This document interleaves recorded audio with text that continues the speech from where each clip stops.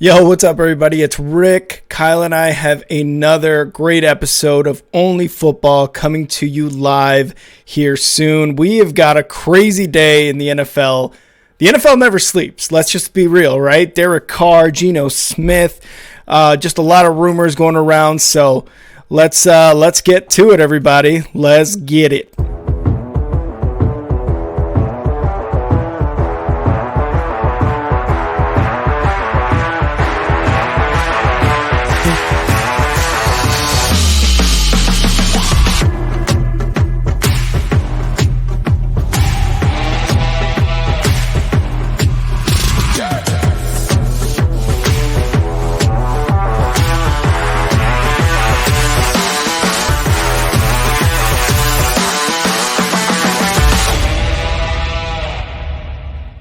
Let's go. Love it. Love it. Man, we have been patiently waiting for a day like this, or maybe just me. But once the Super Bowl ends, it's like, okay, it's off-season time. And, we make these stories and things to talk about. But then a day like this happens, and it's real. Like, it's really true. Yeah. We have officially gone into a new chapter where we're seeing players on new teams and big quarterbacks joining new ball clubs is always the sign that a new year is officially underway. And, man, I got to say, there was a couple of them that a couple moves that I totally get that make sense to me. And then there was some that I had some serious questions about, but I also kind of understood. I was in the middle on it. So let's get right into it. Let's do it. Let's start with the one that happened first, and that was Derek Carr to the Saints. They reached a deal that was worth, what, 4 years, $150 million? Yeah, it was. It is. Sorry, I was looking at the Geno Smith deal. 4 years, $150 million. $100 million of those dollars is guaranteed, and he's going to receive $60 million fully guaranteed. Or I'm sorry, it could be up to $100 million guaranteed. 60 is fully guaranteed at the signing, and another $10 million once he starts year 3 of the deal. So he's going to earn $60 million in his first 2 years of the deal here for Derek Carr. What a move. What a move. Yeah, it's definitely a move. And if you saw the YouTube short I posted up, I already got beef in the comments with some people. And I just saw that. Why can't you just let me have this one, man? It's like I said, dude, in all honesty, this episode happened in like fucking December. You know what I mean? Yeah. Like nobody was linking Derek Carr to the Saints in December. But now that I said it on the video, I said it on the short, I was like, I called it. People are like, everybody knew that. I'm like, everybody, a lot of people. I saw that. It's like everybody knew that. This is like the same people that are saying, of course, Aaron Rodgers is going to play football last year or some shit like that. Like, come on, stop. Nobody knew that. No one we just called it. Yeah, it's like you can have an inkling, but this was before the official request happened. So I say all that to say, because it's funny for one, but then B is because I thought that this made sense all along. And if you watch that short, I said, when the Saints take the field in 23, they will have a tier 1 or fringe tier 2 quarterback under center.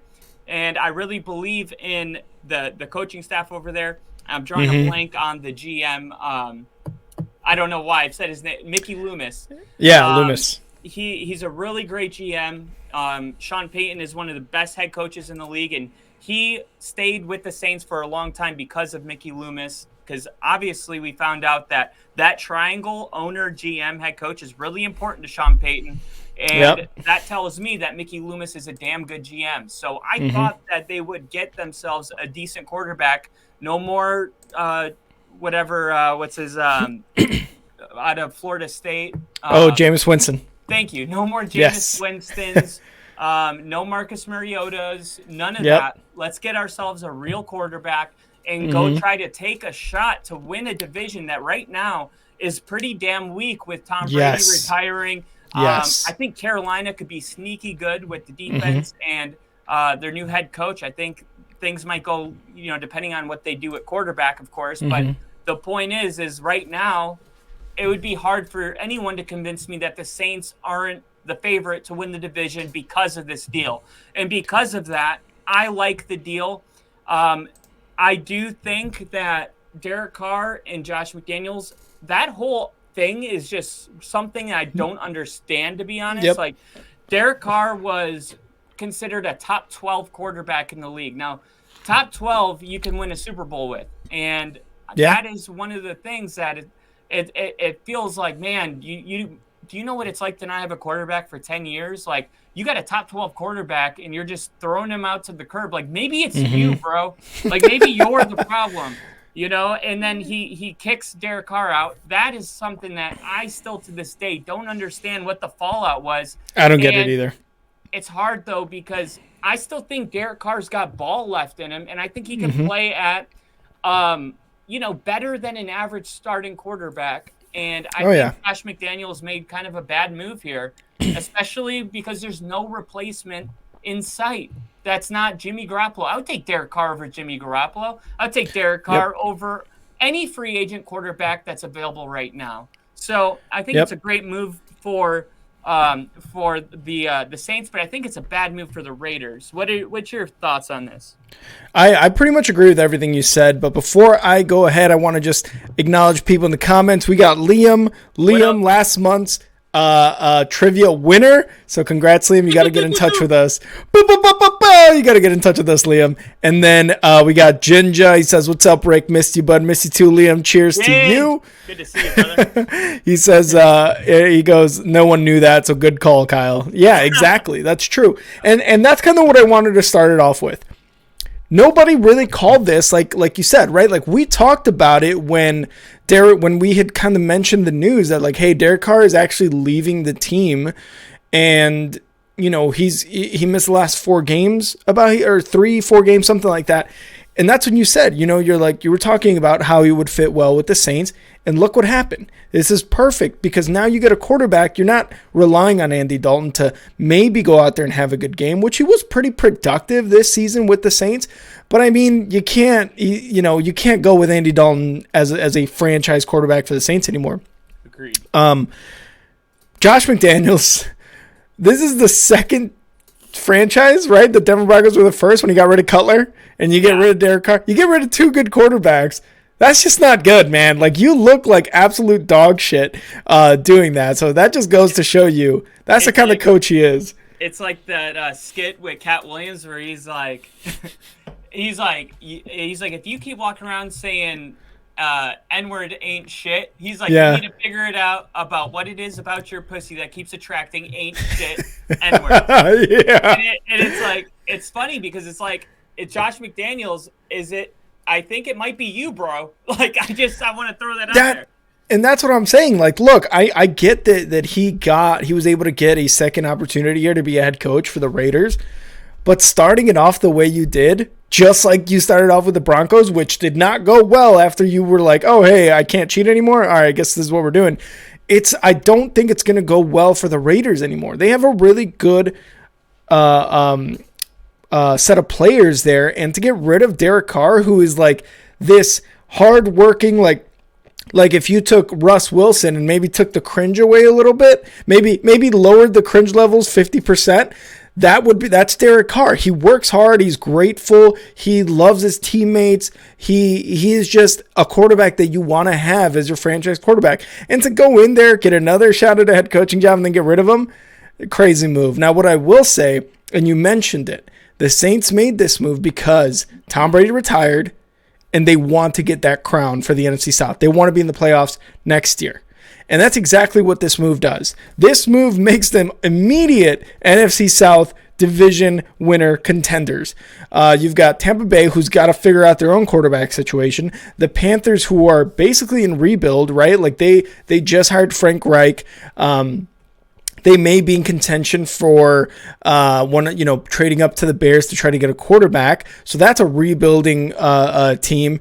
And then who else is in the NFC South that I'm forgetting?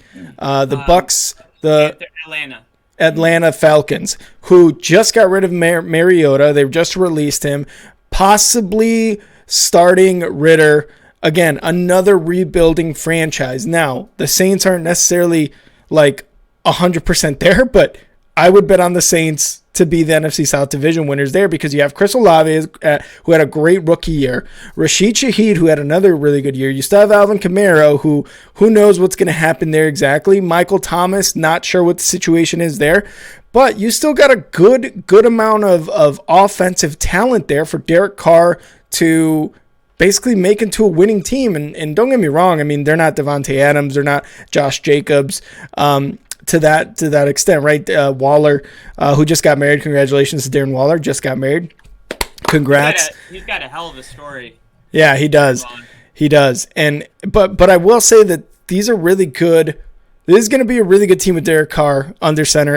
Like I said, it's a pretty solid defense too in New Orleans. So again, they made this move because they wanted to be like, yeah, they had in their mind, we're going to win the division next year because our division is weak as shit and everyone else is rebuilding right now, right? Right as they got Derek Carr, everyone else is rebuilding, whether through the draft, free agency, whatever. I think they've got the best shot at winning the division next year. And I mean, I'll call it now. Saints are going to be South division winners, NFC South division winners. Wow.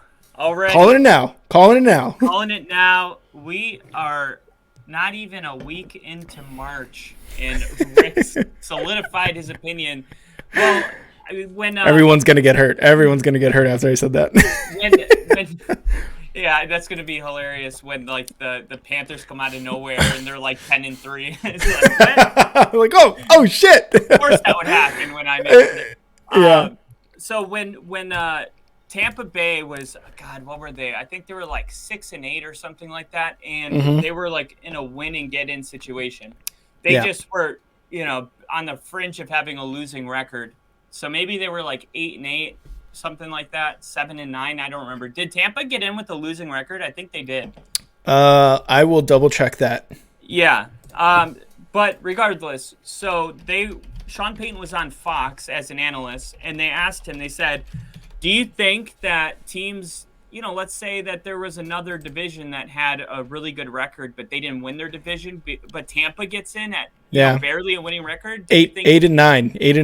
8-9. So just a losing record. So they asked him, do you think like you should be able to get in? And he said, every year, Mickey Loomis always preached, win your division. And then it was like, win your division, win your playoff games, win the Super Bowl. Those are like the big three things. So winning the division has always been the most important thing for Mickey Loomis, where some people are so focused on the Super Bowl. Mickey Loomis is like, okay, what's the alligator closest to the boat? We got to win our division. Okay, well, let's take a look at our division. It's pretty freaking weak. So they go and get Derek Carr. Now, a lot of people have had a little bit of pullback on this and have said the Saints don't have a lot of cap space, yada, yada, etc. Yeah. This is the whole point about getting a quarterback. It doesn't matter. If you have a quarterback that you actually believe in, like a tier 1, fringe tier 2 quarterback, mostly tier 1 quarterbacks I'm talking about, so let's just stay there. Then you can afford to have players on your team that are developing and players that are kind of just role players that, come off the bench, so to speak.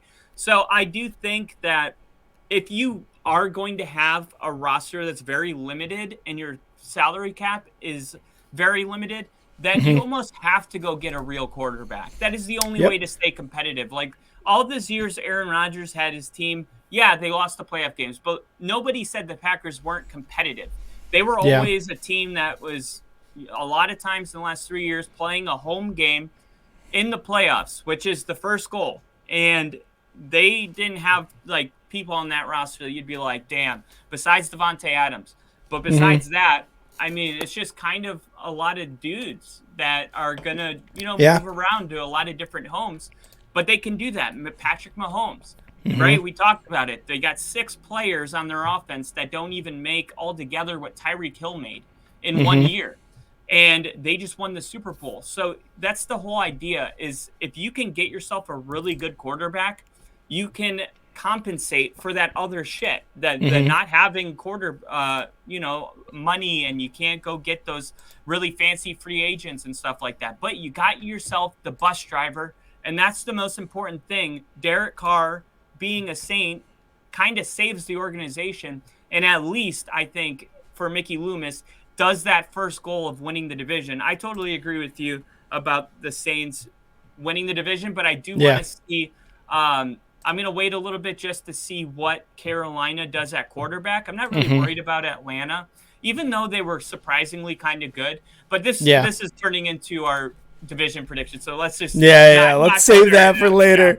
Yeah. No, for sure. And I, you said Derek Carr was a fringe tier 2, right around there.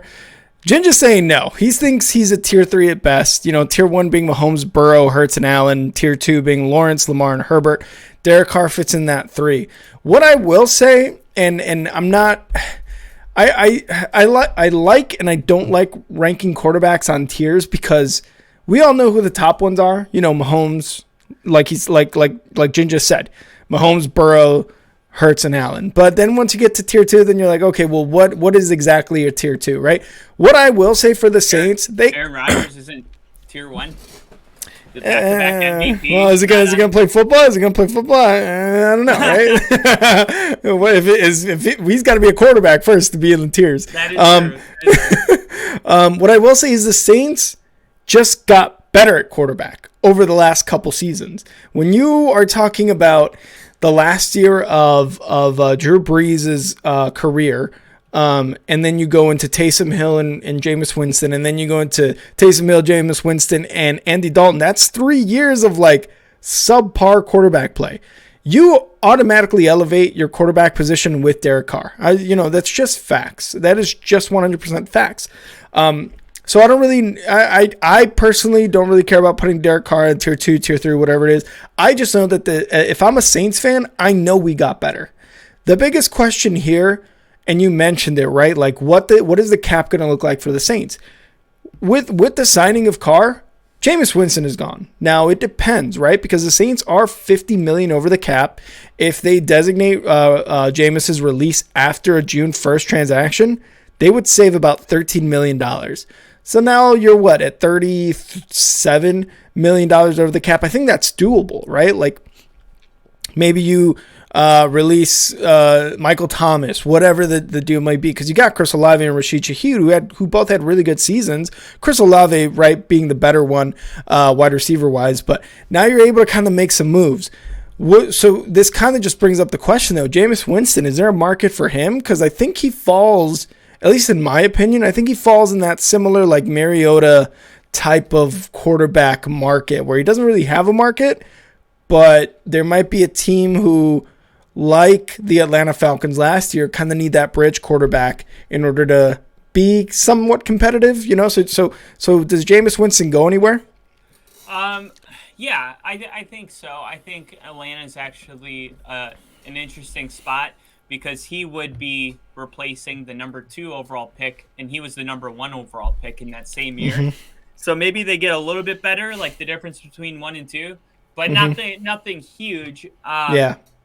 But yeah, I think there's fans that are man, why did we even, when you look back on it, it's why did we even get Andy Dalton? Why did we even get Jameis Winston or think that Taysom Hill could be? Yeah. You also have to remember that quarterbacks don't grow on trees, and it's the spoiled organizations like the Broncos with Manning, probably the Colts with Peyton Manning as well. When you get used to having a guy there, you don't wake up and even after a certain amount of years, you just get used to it. It's you don't thank God every time you take a breath, but if you had to do 50 push-ups before every breath, you probably would be hey, can I, you know what I mean?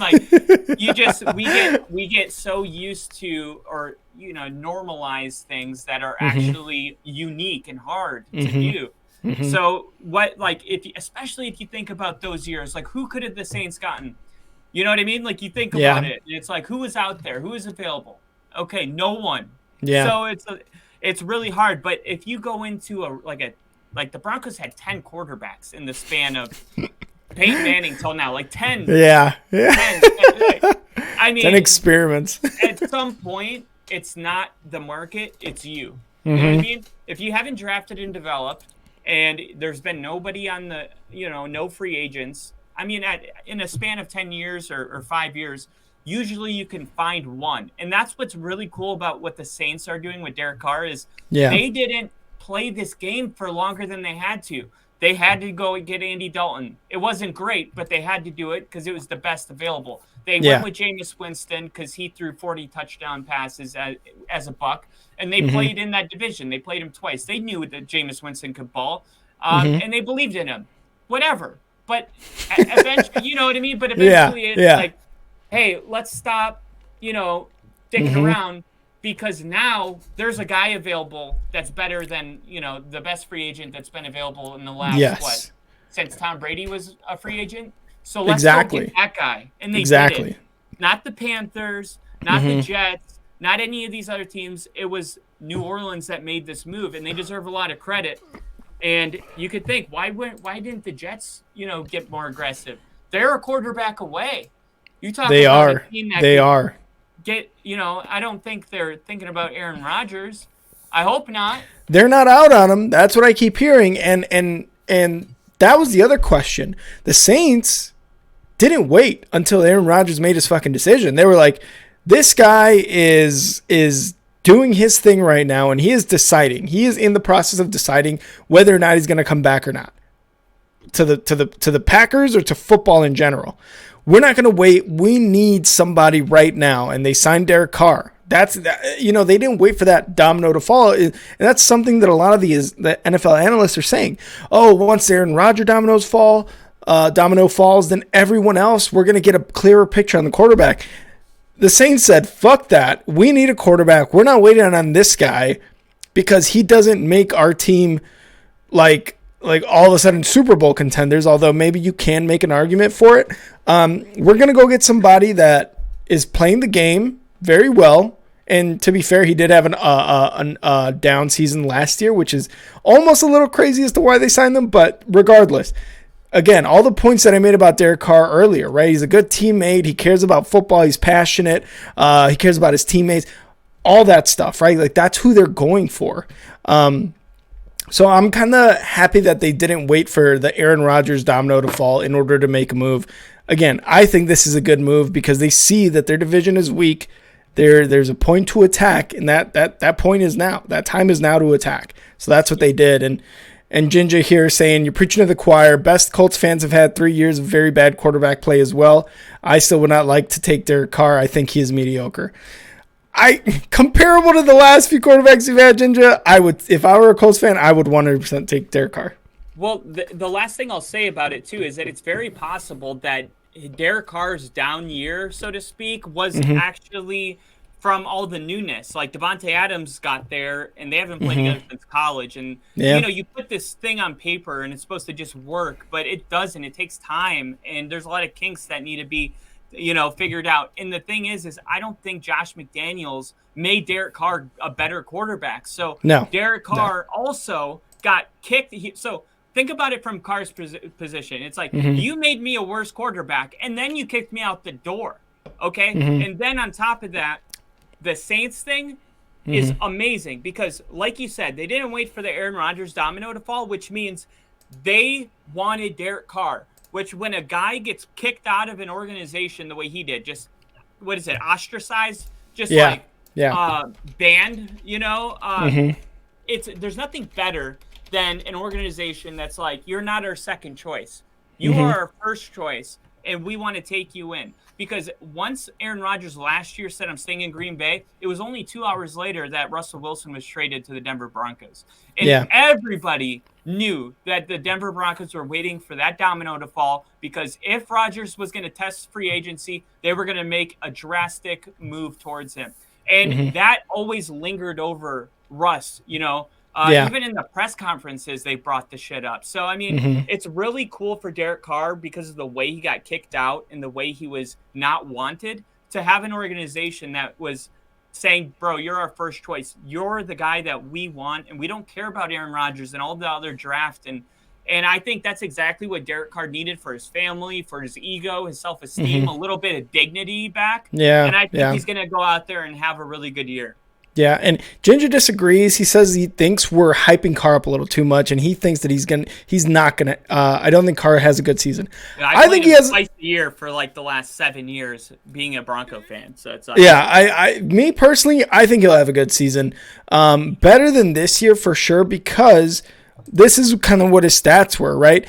3,500 passing yards, the third lowest mark of his 9-year career, 24 touchdowns, 14 interceptions. That's the most in a single season. It was a 14, and I think that was either last year or the year before. And a 60.8% completion percentage, which is a career low. Now, with the newness, like you mentioned with Devontae Adams, that had to do a little bit. That definitely had an effect on his stats. I think so, because you can look at several other players, coaches, because and this, Nathaniel Hackett and Russ Wilson. That was a down year from a guy like Russ Wilson, who everyone was like, hey, why is he an MVP? Oh, maybe because of this. But Nathaniel Hackett was not necessarily the coach for him. So now, obviously, we turn the page. It's a different story. But I think it's going to be new, but I think he's a lot better this upcoming season than last year. And that's kind of where I'll wrap it up, unless you got something else, Kyle, for Derek Carr and the Saints. No, that's all I got. I totally agree with you, though. Definitely, I see him having a better year this year than he had last year. No doubt. Okay, gotcha. All right, well, we're going to move on to the next segment, but before we do, we've got a little QR code here at the top, and I'm gonna make sure to put in the link in the comments. But if you would love to support us, that would be great. Here at Only Football, Kyle and I are trying to raise money to go to the Super Bowl. I know it seems insane, but we've got about a year to do it. If you can help us with the little QR code with a little bit of a donation up there, it'll take you to our link tree to where you can donate. All of our links, huh? That'd just be so crazy. You and I at the Super Bowl. Yeah, and here's the thing, I would love to go to the game, but to even go to just Las Vegas and be around the stadium during that, the amount of content we can make would be ridiculous. So if you guys wouldn't mind, supporting us up here with the little QR code, and I'm going to put the link here in a bit in the comments so you guys can check us out and donate if you guys would like to support us. We appreciate all the comments, all the support that you guys bring us. But yeah, we got that up there at the top left of the screen for you guys. All right, next segment. Geno Smith and the Seahawks have reached a new deal, and that deal is for 3 years, $105 million contract. This deal includes $52 million in the first year, and this is Geno Smith, who was the NFL's Comeback Player of the Year. So Seattle's doing right by him. He's doing right by Seattle in a way, because he proved that them keeping him in Seattle, he did a lot of good things there, right? Just to note a few. He led the league in completion percentage at almost 70%, finished 6th in total QBR, and finished 4th in touchdown passes with 30, and led them to basically an unexpected playoff game, right? Let's be real. Totally unexpected. Yeah, let's be real, right? So what do you think of this deal? Ginger, I see your comment, and I'll make sure to get it done. But, Kyle, what do you think of this deal for Geno Smith and the Seahawks? I think I'm torn. I'm really torn, because part of me thinks, if a guy goes out and, exceeds all the expectations and leads the team to the playoffs, especially a transition year, that he deserves to be paid. But then there's another part of me that thinks, is Geno, does it feel like, for a Seahawks fan, I'm trying to think if I were a Seahawks fan, does it feel a little bit like this is settling? Okay, this is good enough. Or is Geno Smith somebody that you're like, yeah, we could totally win a Super Bowl with this guy? And that's what I'm torn about. So what do you think? Do you think Geno, this is a good move? I have to agree with you. It does seem a little bit like settling. But what I will say about that is they're settling for a guy that did really well this year. for them, that got them to the playoffs. And in a sense, you do have to pay for that. But also, I guess when you're kind of looking at the future, because you look at, the emergence of Kenneth Walker, you still have DK Metcalf, who's somewhat, I don't want to say somewhat young, but he's still young, right? Like, he's still going to dominate for a few years in his career. Is it necessarily settling? Yes, but they also have the 4th pick, right? So 3 years, 3 years, $105 million in this quarterback market. I think it's a great deal for the Seahawks. Geno gets his money and gets to stay in Seattle, and the Seahawks have an opportunity to trade up or stay at 4 or 5, whatever the pick is, and pick up a not CJ Stroud, but a Bright, or maybe a CJ Stroud, Anthony Richardson, a Will Levis, somebody that they think, or maybe another quarterback. Right? I think it's probably those top 4 though, or maybe another quarterback though, if they can pick up, get him under Geno, have Geno in a sense teach him, depending on Geno's demeanor, because he is kind of an asshole. But I think it's a good move for both sides, because you don't pay that much money for this quarterback. He got you to the playoffs. He had a good season, and you're still in a great position in the draft to draft the quarterback. So settling a little bit, but it's only 3 years, and you still can get a quarterback. And you could pretty much probably dump his salary in year 2 or 3 if, this quarterback that you draft, which I'm suspecting Seattle will do, turns out to be a good one. Yeah, and, I do think it works because the commitment is only 3 years. So it's not like they're getting in bed with Geno for, 7 years. And it's exactly. Like, it's not a Deshaun Watson contract, I'll tell you that much. Yeah, God. And that contract's really just destroyed the whole market, to be honest. Yeah.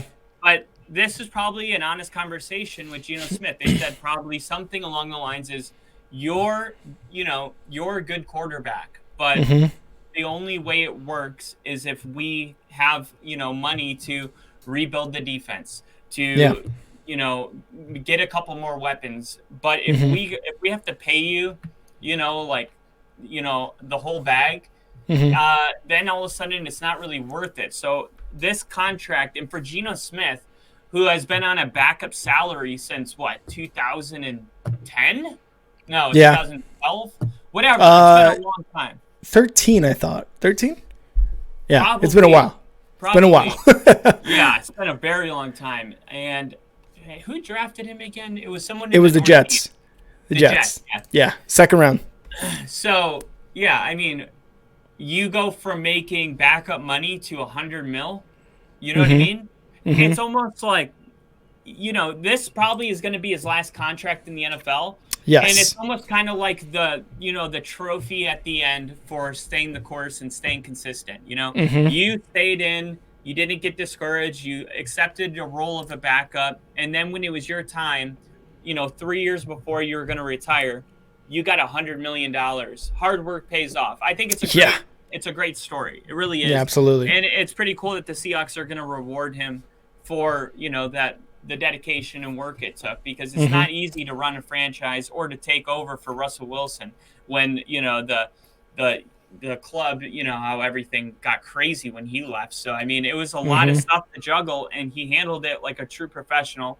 Yeah. And I just wonder, though, if you're a Seahawks fan, do you feel that, and this is the only pullback I have, is if you see this contract on your feed, do you think to yourself, okay, so we're not going to win a Super Bowl for the next 3 years? Because I know for a fact that there are plentiful Seahawks fans that have said, we already reached our ceiling, and Geno, the stats are good, but a lot of things are a little overinflated. They weren't that great. Like they, went toe-to-toe with Detroit when Detroit was giving up 45 points a game and, won that game. And there's just a lot of games. They never could beat San Francisco. They started I think they started, was it 2-1? And they never won more than 3 games in a row. So they never got on a real winning streak, but the record was improving. And then they had I would say the highest point the mountain peak for Seattle this year was when they beat the Giants at home. That was like the Giants. I think that was their first loss in Week 7. I don't know. I think that game one, that Monday night against the Broncos, when the hype was at its highest. You know what I mean? Like, that's what I'm thinking. Like, if we look at the whole season, then yes, that really wasn't a big win. But week 1 in the NFL, nobody thought that was going to happen. So I would say that was probably cool, but the Giants for sure. The only thing I would say about that is all of the Seahawks fans that I was sitting around, they saw how passionate I was. And actually, when the field goal was missed, they all like actually felt like bad for me. Like, yeah. they were like, you know, patting me on the back and stuff. And yeah. You know, there were some like drunk assholes, but the guys I was sitting around were really cool because I was respectful, so they were respectful, and the exchange was similar to something along the lines of, if we did a rematch, you know what I mean? It wouldn't. Yeah. It was like, you know how many like things an immediate. wrong for us to win this game. You guys fumbled on the 1 yard line twice. And then you opt to kick a 70-yard field goal to win the game. Like, what the hell is your coach doing? Well, they all kind of thought like almost like it was a fluke. You know, there was no reasonable Seahawk fans that were like, we just won that game because we were the better team today. It was a lot like the Broncos fucking blew it and we won. Yeah. But when the Giants game happened, it was like we dominated all phases of the game and we beat a team that's 6-0. Who knows what the feeling is for this team? So that's the only reason I would pick that game over that one. But I would say for sure, pure emotion, week 1 by far. By far. You know, Seattle is like, we don't care if we go 1-16 as long as we win week 1. And the feeling was mutual. So, you know, it was a really emotional game. But yeah, what I was trying to say is, do you think if you're a Seahawks fan and you see this on your news feed, 3 years, do you feel like we are going to have a very similar season to the one we had this year, next year, and the year after that? And this is who we're going to be. We're going to be competitive. We're going to be a team you have to game plan for. When we play at home, we're going to be tough and we can upset really good teams. But when it comes time, when push comes to shove, and there's a real playoff game, and a team like San Fran comes into town, or the Eagles with Jalen Hurts, like, can we hold the jockstrap of those teams? And if the answer is no, then what are we really doing? Because at least if you have a shitty quarterback, you can draft a really good one. So with that being said, if I'm a Seahawks fan and I'm looking at this deal, and again, knowing what spot I'm in the draft, kind of like what Eric S. said, you know, if they can rebuild that defense, which, by the way, cheers, Eric S. Thank you for stopping by on the stream. I am pretty happy. Fisheye bowl or whatever. I'm pretty happy with this, that we went to the playoffs last year. We're bringing back that same quarterback. None of our other offensive guys are necessarily going away. When the Seahawks lost, oh my God, their running back. Remember, he had neck surgeries and it just was not working. What was his name? Carson. Oh, was it? Oh, yeah, Chris Carson. I was like, shit. If I'm a Seahawks fan, I'm like, shit, well, there goes our running back, and our quarterback just got shipped away.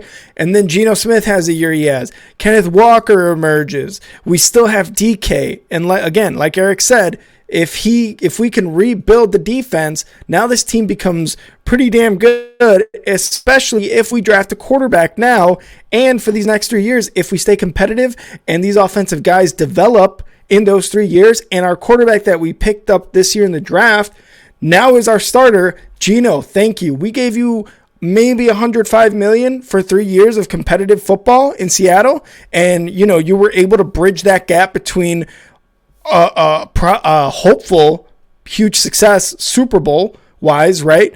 Then yeah, I'm looking at this like this was a good move to give a comeback player, a guy who set a bunch of records, and beat a couple of Russell Wilson's records, by the way. I'm liking this move. Now again, this is very, very like hopeful wishing, right? Like what is that? Wishful thinking, right? Yeah. If all these things, you know, fall into line, then this is a great deal. If Geno Smith comes out next year and has the worst year of his career, right? We're talking highs and lows here. Then I'm looking at this like, you gave this fucking, like, throw in the rookie, right? All of a sudden you're doing that. So I looking at this in terms of what I just said, in the hopeful view, this is a good deal. If everything goes to shit, if Kenneth Walker doesn't do the same things next year as he did this year, if DK Metcalf gets hurt and he's not the same player anymore, if we can't build that defense, if anything else happens, the quarterback we pick isn't the guy, then it's kind of like, oh shit, we are back to just being mediocre. The Seahawks. Yeah, mediocre. Real quick before we move on, cheers to Steve. Steve, thanks for joining us. He said he would have chucked 10-day-old sardines at you, just saying. And and we've got Kalengo 27. Cheers. Thanks for joining us. But yeah, new people in here. Yeah, some new people. Appreciate that. Again, there's our link right up here, our QR code, and the link in the comments if you guys would love to support us to get to Super Bowl LV3, something like that. I don't know. Who gives a shit? Yeah. But I mean, that's kind of where I'm at with the Seahawks. And again, if I'm a Seahawks fan, that's kind of the way I'm thinking about it. Yeah, and it'll be interesting too to see Pete Carroll, because I feel like Pete Carroll's another guy where Pete Carroll is like the Geno Smith of head coaches potentially. Like it's Pete Carroll. A lot of people have a lot of problems with Pete Carroll's coaching decisions, like situationally. And I learned that from just watching press conferences live on Twitter and seeing all their fans react. But here's the thing, like, Pete Carroll's either mediocre or he's really, really good, and he's the only thing holding it all together. Yeah. Thank you, Ginger, by the way. Thank you. Ginge. Shout out, Ginger. So, yeah, man, it's all interesting. It's all kind of TBD, but I mean, I'm not surprised. You know, like I after what he did last year, this just reminds me of Tannehill. This is what Tannehill did in Tennessee, right? Like, I can't see anything different besides, I think Tannehill, I don't know his first year with the Titans. I think they went to the playoffs, but I don't know if they went to the AFC Championship. I think that happened later. But I'll double check. Yeah, so I do think now here's a real weird question I'm going to ask, not just you, but anybody in the comments, feel free to answer. How old is Geno Smith? 33? 32, I believe. 32. Can a 32-year-old quarterback at this stage of his career get better? Right? That is a really interesting question. When we talk about quarterbacks progressing, getting better, usually we're talking about rookies on a rookie contract, like Josh Allen taking that year 3 jump. But here we have a quarterback that hasn't actually fully started a season in so long. I mean, it's been so long, it almost felt like it was his 30-year-old rookie out there that was playing for the first time in a long time. Is it possible he could make a year 2 jump from just being under center for that whole season last year? Weird question, right? And it's a good question to ask, especially for Geno, because you mentioned Ryan Tannehill. He was able to do it, and that was let me see, I'm seeing it here. He was drafted by Miami in 2012. 2019, that's year 7 technically for Tannehill, or 8, and he's and that he was 31. He was 31 when he went to Tennessee in 2019. So can he do it? Maybe. I mean, we didn't think Tannehill could do it. We just thought Tennessee wasn't going to be good for a while because they brought Tannehill. Tannehill proved them wrong. Now, the thing I will say, Tannehill sustained it. He sustained that. I don't want to say he was great, but he's good enough to, with the addition of Derrick Henry too, and that defense, who has been pretty damn good. He sustained it, and they were good. Now, can Geno do it? Again, maybe, because he does have weapons in DK and in Kenneth Walker. But again, just like Eric said in the chat, they need to bolster up that defense, right? And they need Geno to, when it turns to the passing game, he needs to be good, at least good, because they are probably going to be a very run-heavy team, because Pete Carroll has done that his entire career and has found some pretty damn good success. So can he do it? Sure. Will he do it? that's kind of just up for grabs at this point, right? Yeah, and that's another great point is that being a run-first offense, they're not asking him to do that much. They just, hey, don't make mistakes. And a really good way to measure is QBR and turnover-worthy plays, which I don't have it in front of me, but I bet you Geno Smith had very few turnover-worthy plays. And if you're a run-first offense that is just looking for a guy to not just not make mistakes, right? Like we said that about Brock Purdy, where like all he has to do is not F it up. He's got so many weapons. But Geno Smith, I want to give him a little more credit because he can make a play when he needs to. He can roll out of pressure. Yeah. He can use his feet. He had really good vision last year, especially under pressure to stay in the pocket and find guys that are open. And I mean, he looked like a really good quarterback, but I do think that it favors him being in a run-first offense because he can make that play when he has to, but they're not asking him to do that every single down, right? Yeah, and that was kind of some of the pullback with Russell Wilson. He's like, let me cook. And Pete's like, we run here. Like, we don't, you know what I mean? It's like that meme that's like, someone's on a rant and he's like, sir, this is Applebee's. So you're at an Applebee's. What are you going to do here? Let me cook. It's like, sir, we run here. We don't. We have the meats. We don't do that.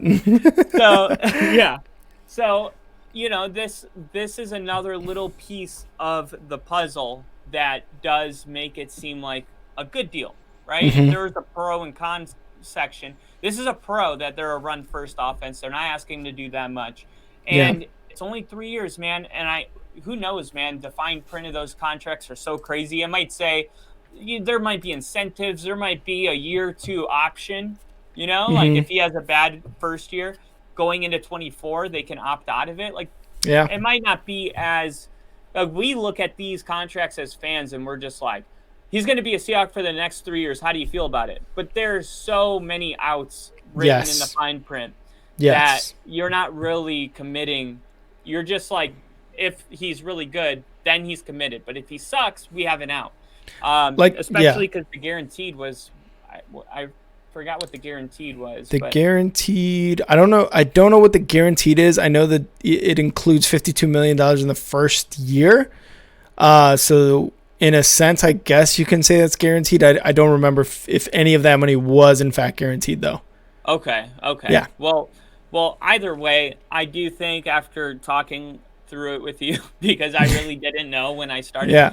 I think it's a good deal. It's not a sexy deal, right? They didn't sign Aaron Rodgers or some, there were times in the offseason where they were saying Tom Brady was going to go to Seattle. I'm like, no, he wouldn't. No, absolutely not. Yeah. It's like, you notice that he's on the beach in Florida. Like, he's going to San Francisco. He's going to LA maybe. We live in Washington, and I will say, like, I enjoy it. The scenery is great. It's unmatched in any of the Midwest parts that I lived in. Ever. Yeah, some of the best trails nature. God, the cloudiness I can go without. I need some goddamn sunshine. But yes, sometimes I'm just sad and I don't know why. And I'm like, I was like, geez, sun in 9 days. Cool little stat about Geno Smith. Maybe not that cool, but he became the first quarterback since Rich Gannon in 1999 to be selected to his first Pro Bowl in year 10 or later of his career. So that is a really cool stat. Yeah, that's a cool little stat. We'll go to Steve's comment and then we will move on. I don't think he gets much better, but I think he can be stable at what he did last season under the right coaching. I think Pete Carroll's the right coach for that. What hurt him in the past was his immaturity and that affected his leadership with the team. I can 100% buy that. And like I said earlier, he was kind of an asshole. He has matured, obviously, over the years, being a backup, right? No longer the starter for the Jets. He got into a fight at one point. I forget if it was with the Jets or what other team it was. He got his jaw broken in the locker room. Yeah. Charity event that one of the defensive players asked him to go do, and he bought his ticket for him to fly Geno to it. And then Geno didn't go on the flight. And didn't pay him back. And he didn't pay him back, so he punched him in the jaw. And it's funny, we're like, he was a kind of an asshole when he was younger, and it's like, that's the only thing I know about, and people make mistakes. It's not like, imagine you make one mistake like that, and punch in the jaw, and everyone's like, he was an asshole when he was young. To be fair, I heard he was an asshole throughout his entire career up until he came to Seattle.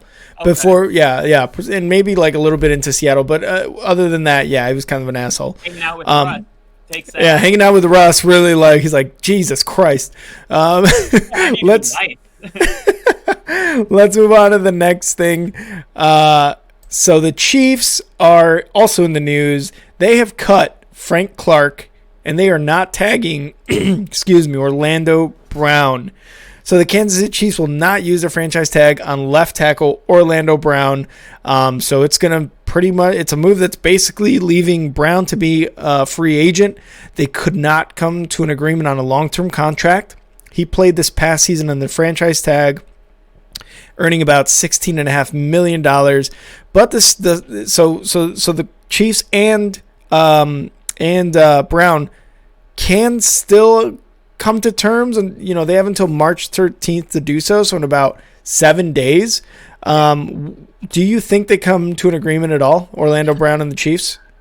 This is tough, man, because the Chiefs had such a great O-line, and I do think it's one of the more slept-on offensive lines in the NFL. Look at the numbers. They had like two guys that had, I think, the number 1 and number 2 best pass block win rate throwing, and they had one guy that was like the best run block win rate. So they have a really beefy offensive line, and I will caution the Chiefs on getting rid of Orlando Brown, because they have those receivers, okay, and they have those running backs, and I understand that the whole thing is Patrick Mahomes is so great you don't need anything, but there's an exception to that.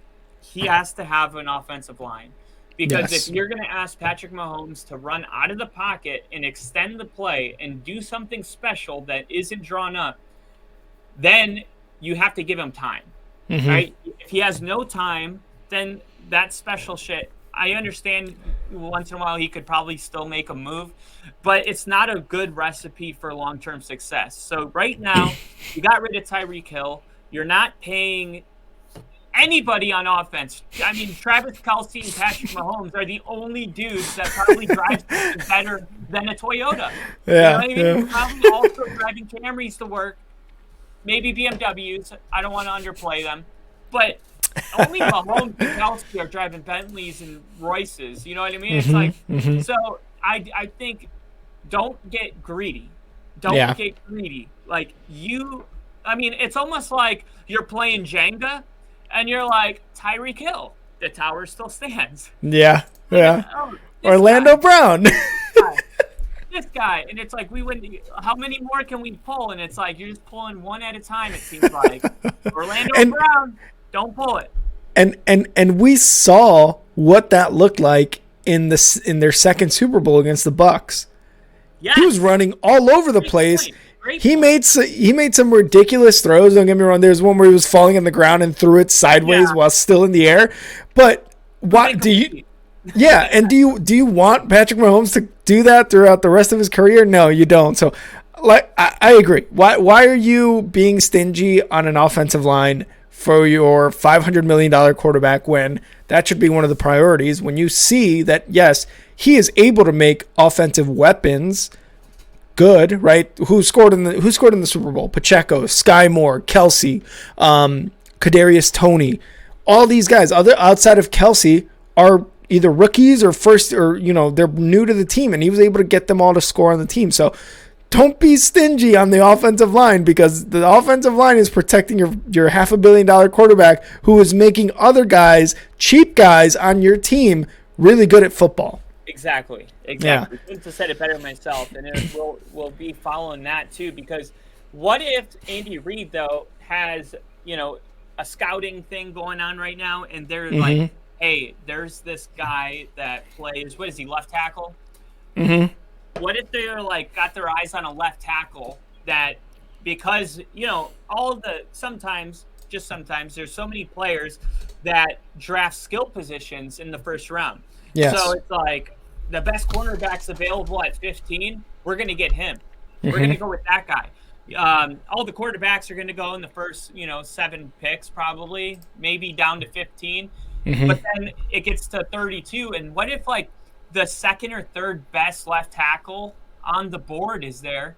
And the Chiefs' whole thing is we could draft this guy and he may not be perfect, but we are very confident that he will be an effective player that might even have the ceiling as Orlando Brown. And we can get him on a rookie deal and save that money to address something else. Like for sure. The draft does kind of weigh in a little bit here because those are new players coming on the team. So how many days did you said they had? They have 7 days? Yeah, they have until the 13th to work out any terms. That's the thing. They don't have the luxury of waiting until the draft. So they're going to have to make a decision here. And I'll just assume that if they go with the decision to release Orlando Brown, then they got their eyes on the draft. I would have to believe that. Yeah, and another thing with that too is getting basically cutting Frank Clark, a guy who was one of the big reasons that defense was pretty good. Chris Jones obviously being the other one, and not pretty good in terms of like the entire NFL, but pretty good for the Chiefs, you know what I mean? Like those two guys, Frank Clark and Chris Jones, were basically the only guys on defense who made that defense any good. I guess that's what we'll say. He's facts. Huh? That's facts. That is facts. Yeah. It was a bad defense. Yeah, it was a bad defense. And Frank Clark is a guy who's gone to the Pro Bowl each of the past 4 seasons, but they were unable to find common ground with the Chiefs. They had a bunch of conversations during the combine, but now Frank Clark is going to be released by is going to be cut by the Kansas City Chiefs. 29 years old. Frank Clark, great stat on Frank Clark. He ranks 3rd in the NFL in career sacks in the postseason. So he is a monster in the postseason with, 3rd overall in sacks. So Frank Clark being released or being cut. I'm sorry, I always mix up the two. Does Frank Clark at 29 years old, 3rd all-time in postseason sacks, where does he go, and does he get like a big contract, or does he get something like a Bobby Wagner type of contract last year? I would say Bobby Wagner. That might be let me see. 5-year 50? Let me see really quick. Yeah. Because let's see. And it's different because he top paid. What's that? I'm trying to see what the top paid defensive end is making right now. Yeah, because I mean he's almost 30, but he's also defensive end, which is a prime position. Well, so is he going to get big money like that? I mean, this is just kind of the way I think the NFL goes when you have Patrick Mahomes, and I hate to keep making it about him, but the thing is Chris Jones up the middle, right? That's their leader on defense, and then there's some just role players around him. But when a guy, it's the same thing with Steve. It's the same thing with the Giants. Like, you draft a guy, he does a really good job, and then before you have to give him a bag, you let him go, and then you do it again. All running backs ever. And it sounds like you're just kind of using all these players, but it's business, and there's a salary cap. And look, defensive ends, when they get to 30, get hurt. It's just a thing. Like Von Miller, Khalil Mack, an amazing player, and then he still is when he's on the field, but he gets hurt. And your bodies change, and anybody that studies the game knows that if these edge rushers, look at Randy Gregory too. I mean, the guy. Oh yeah. People that are more prone to getting hurt, and then that goes way up. That amplifies with age. So, I just think it's not worth paying somebody a lot of money unless it's like a guy that you have to have. Like, I mean, even look at the best people at the position right now. You think of Nick Bosa. You think of Joey Bosa. You think of T.J. Watt. T.J. Watt, yep. How old are these guys? You know what I mean? Yeah. They're not 30. And this is like something that has changed because it used to be DeMarcus Ware, and I feel like pass rushers used to age better Mm-hmm. than they are right now, because who's the best pass rusher or defensive end that's over 30 years old right now? And I have no idea. Clowney, maybe? Not even him. I don't think he's that good. And like, you have these TJ Watson, these Bosa guys who are top. They are the top. And like you said, they're mid-20s, maybe getting closer to the late 20s, but they get hurt still, like you said. So could you imagine a 30-plus-year-old defensive end going out there and getting the money that Bosa or TJ Watt are getting? Like, it's tough. It's a tough sell. There was a podcast that I just recently watched, because the ex-Denver Bronco. Do you guys see that football right there? That's the football that the Denver Broncos sent me to my house. That is signed by Derek Wolfe, and I met Derek Wolfe after a Chiefs game. So nice. He ended up having to hunt this mountain lion that was eating the neighbor's dogs and shit in Colorado. Dude, what a monster. This fucking thing had a head that was this big, dude. His was as big as my whole face. Like, Derek Wolfe? Massive. No, the mountain lion. So anyway, he was on the Joe Rogan podcast talking about that experience, but then they started talking about football, and he said that when he was playing in the NFL, there were times where he would like get almost like paralyzed from the waist down from getting nerves and shit happening, and he had to microdose mushrooms and took Adderall before like every game, and he was saying like, most players can't talk about this because they have a future with ESPN and shit, so they can't say stuff like that. But he's like not doing that, and he just told them everything. He's like, the medical doctors, they don't care, man. They'll clear you. He's like, I got cleared for being paralyzed from the waist down, basically. And they said, when you turn the lights off on a dungeon, when you turn it on, it takes some time. That's just what your legs are doing. It takes more time to get the feeling back. So they flew him out to the next game. You're like, come on now. Yeah. So, dude, I think after hearing that podcast, I had a newfound respect for the real, like, we just see injuries. It's just so lightly, sprained ankle, knee sprain, strained shoulder. Yeah. It's like, no, their bodies are falling a fucking apart. You know what I mean? Like, they are in bad shape. That's what's going to happen, man. And like we said, there is a time, and it's usually after 30, where your body starts to not recover as fast. And believe me, I know. But for these athletes who are at prime, like they're not at their 20s body types, but they're still top tier like athletes.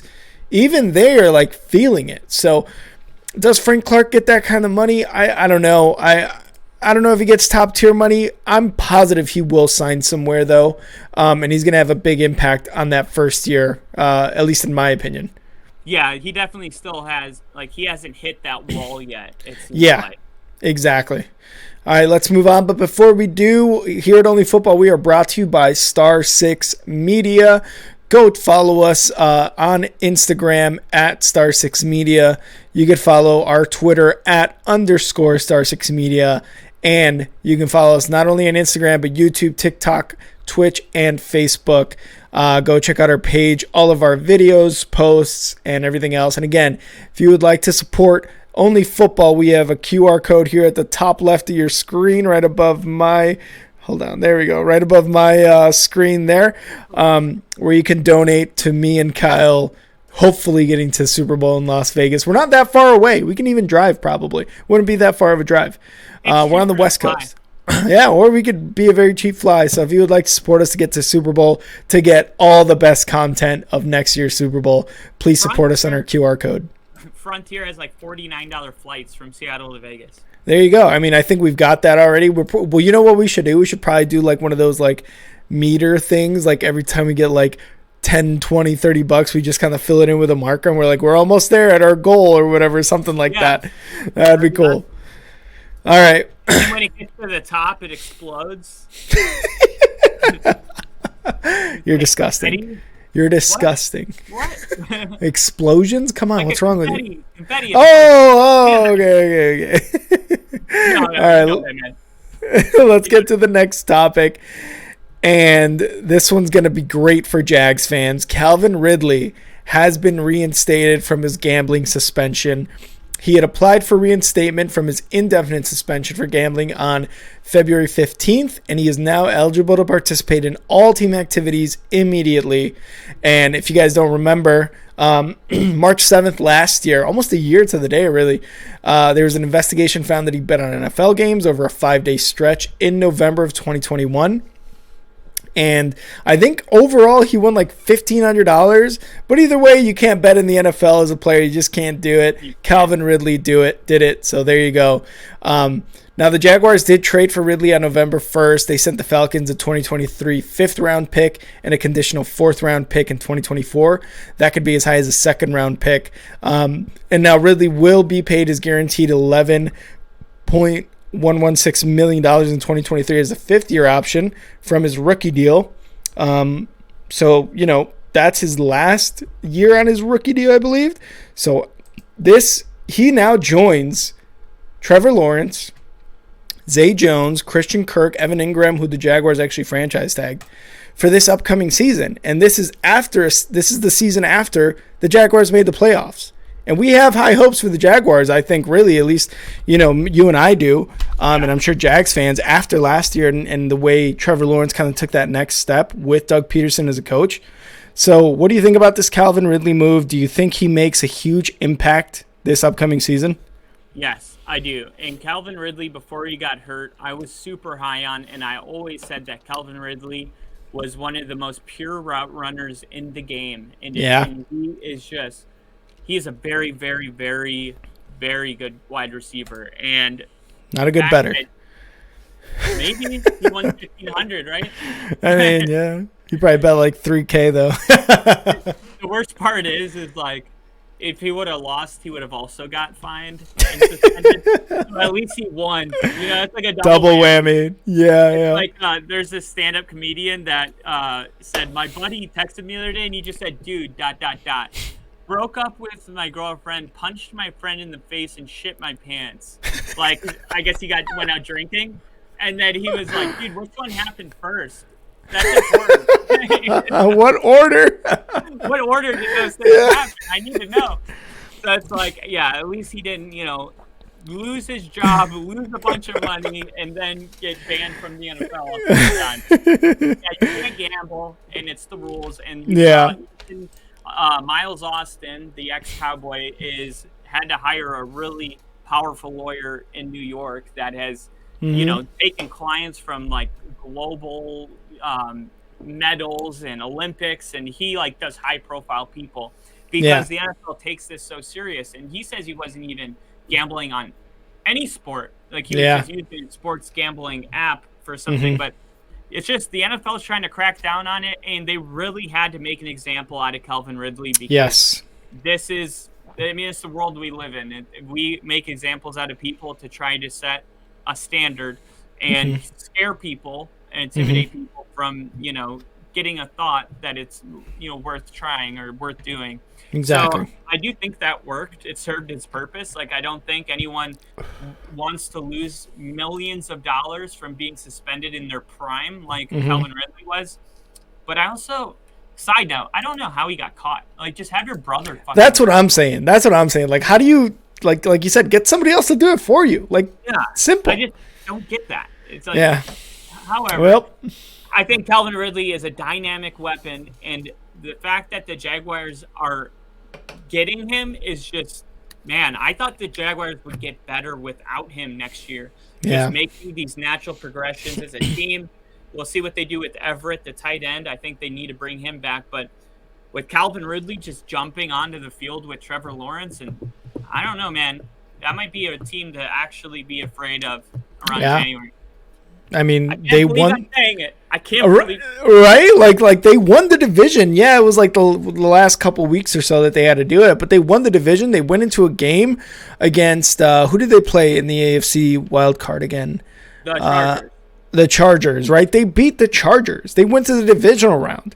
Like this is a team that can go far as long as Trevor Lawrence continues to do as well as he did last year. You add Calvin Ridley to the mix. Like this is one, this is a team with this addition that's going to be good, and that defense is no joke either. So yeah, it's going to be interesting. They're good. Yeah, it's going to be interesting what they do through free agency and the draft. But Calvin Ridley is back. And then that he got suspended for a whole year. I can't believe that he was gone that long. Yeah. Steve said 1 week before preseason he gets busted again. Oh, no, I hope not. That'd be bad. Bill is in the chat. Bill, welcome to the stream. Thanks for coming on. Still logged in at work as usual. Love it. Clocking in the hours. I love it. All right, let's move on to our next topic, and that is Tony Pollard gets franchise tagged by the Cowboys. So the 2023 franchise tender is worth $10 million, which immediately counts against the Cowboys salary cap, whether he signs it immediately or not. And this is after Pollard had a great season in 2022. He had 1,007 yards, a bunch of touchdowns. He looked better than Ezekiel Elliott. So with the Cowboys doing this, franchise tagging Tony Pollard, they couldn't come to an agreement on a multi-year deal. But is it maybe because they want to get rid of Elliott? They're going to get rid of Schultz because he was on the franchise this past season. So Dalton Schultz is basically done as far as like being a Cowboy, unless he probably does a team-friendly deal. But what do you think about this dynamic between Pollard and Ezekiel Elliott? Because Ezekiel Elliott is making, almost $11 million, counts $16.7 million against the cap in 2023, but they can release him and save almost $5 million by releasing Elliott. So what do you think of this dynamic here with Pollard and Elliott? I think they're trying to keep them together.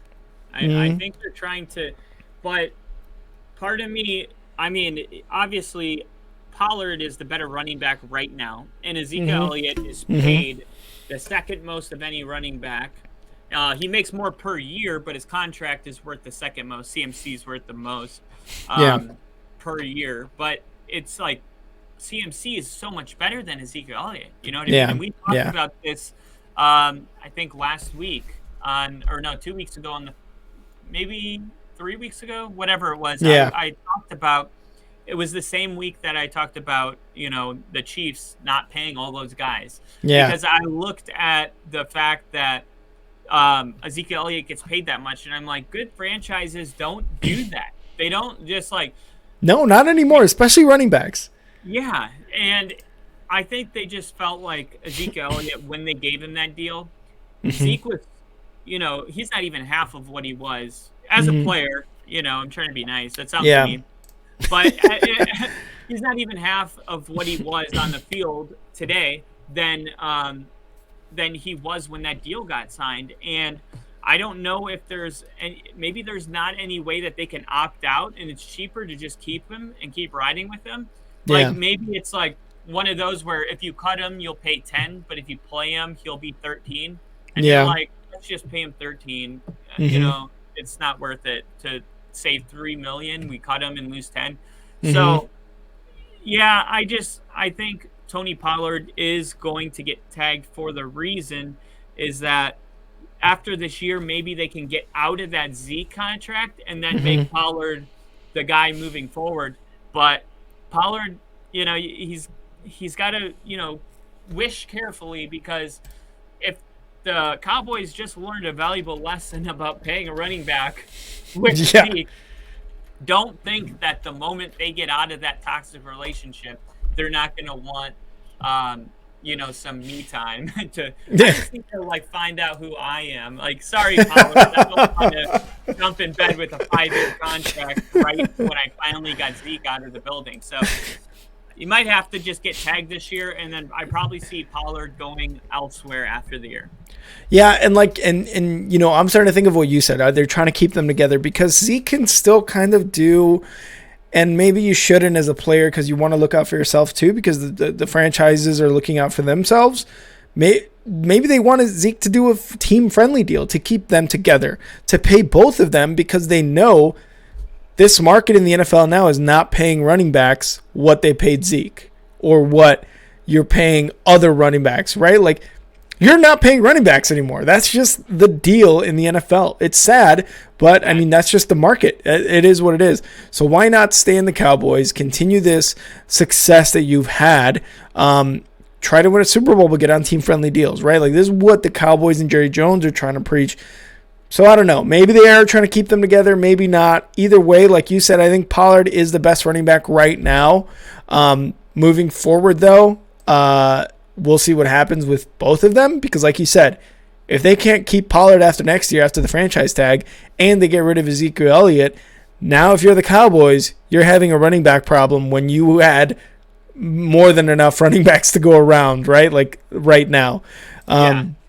And go ahead. Sorry. I was just going to say, and Bill's saying because quarterbacks cost too much bloody money. And that's true. That's true. But that's the premier position. But what were you going to say, Kyle? That's also what the upside to signing somebody on a Geno Smith deal or a Daniel Jones deal.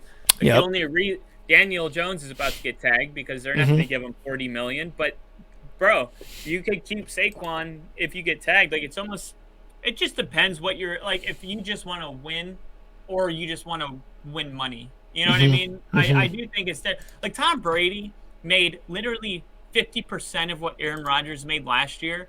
Because to Tom, it's about winning, and to Rodgers, he says it's not about money. But if you're making $50 million a year, what's it about then? You know what I mean? Right? Like, come on. It's like, actions speak louder than words. And hey, I got nothing against people that want to make money. Like, you could just be honest about it. Yeah. So, but the upside is when you don't have to pay, like Bill said, all that freaking money for a quarterback, you can keep these guys around that, give you a better chance of making it to the postseason. And I also think that what's his name? I'm trying to see if I can't find it. I know his last name's Schottenheimer. I think it's Brian Schottenheimer. He's Brian Schottenheimer? Is it Schottenheimer? I don't. Yeah, probably. Yeah. Welcome to Only Football. Listen to our intro. We're bad. Yeah. So if this is it might have been his decision because Kellen Moore just got sent to the Chargers to be their OC, and then this was kind of McCarthy assigned Brian Schottenheimer, and he might have been like, "What do you want?" And I think a lot of the opinion might have been on him, but at the same time, I highly doubt it. I'm taking it all back in real time because Jerry Jones is so controlling that I highly doubt that even Mike McCarthy gets it. He's probably the only one that gets an opinion, and everybody else is just like a yes man. A yes man, and that's why they haven't won a Super Bowl in 28 years. Or whatever. Well, I mean, we'll see what happens, but yeah, for sure. Let's move on to our next one. Our next topic, we got 3 big names on the trading block. One of them not so surprising, Jalen Ramsey. The other ones, Derrick Henry and DeAndre Hopkins, possibly on the trading block here. There has been some rumors about Derrick Henry being on the trading block. They were as early as today. And Henry, 29 years old, and we talked about it earlier with defensive ends, but running backs also run into this, right? 30 is about the time where you start declining. And his yards per game went from 5.4 last season to 4.4 this season. They're also trying to shed some salary just for the cap as well from the Titans. But do you think they can move on from Derrick Henry with a really, really not so good Tannehill and a Malik Willis, right? Malik Willis, who did not show much of anything last year when he did start in those games. Can they move on from Derrick Henry, the Titans? Well, man, so much of this is exciting because these are like big, fun, young names. I mean, Hopkins is a little older. Henry is for a running back, but for the most part, if any of these guys were on your team tomorrow morning, you would do a backflip. So, it's So, all right, we'll start with Henry, and the reality is the Titans are between a rock and a hard spot because if they keep Henry, then it's like the only thing that they can do to win football games, right? But you saw last year. Okay, so check it out. This was the recipe for Tennessee: run the ball with Derrick Henry. Once in a while, we'll throw it. Championship, AFC, never to the Super Bowl, but AFC championships, #1 seed 2 years ago. So it was working. And then last year, right, things started falling apart. That the GM traded, was it AJ Brown to the Eagles, and then you saw Derrick Henry, the backpack, it got too heavy. Okay, so he was like, okay, so there's his point. Just like we said, the Jenga with Patrick Mahomes, they were playing trying to take the pieces out. They were doing that with Derrick Henry, and the whole tower fell down last season. They missed the playoffs.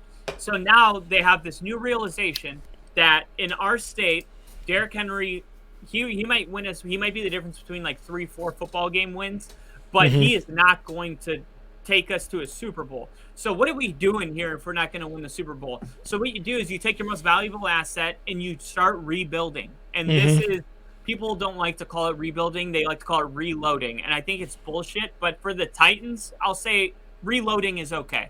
Yeah. Because they were right there on the edge of making the playoffs on week 17. So, but I do think you have to do that. And it's another thing, I feel the same way about all these people, is if you have a guy on your team that is being paid in his position group at the top 3 in the NFL, and you are not in the playoffs, why is he being paid that much money? You don't have the luxury to do that. When the Rams signed Jalen Ramsey on that $100 million deal, it was they could do that because they had the money and they were winning. So it's like, let's get a guy to take us on top.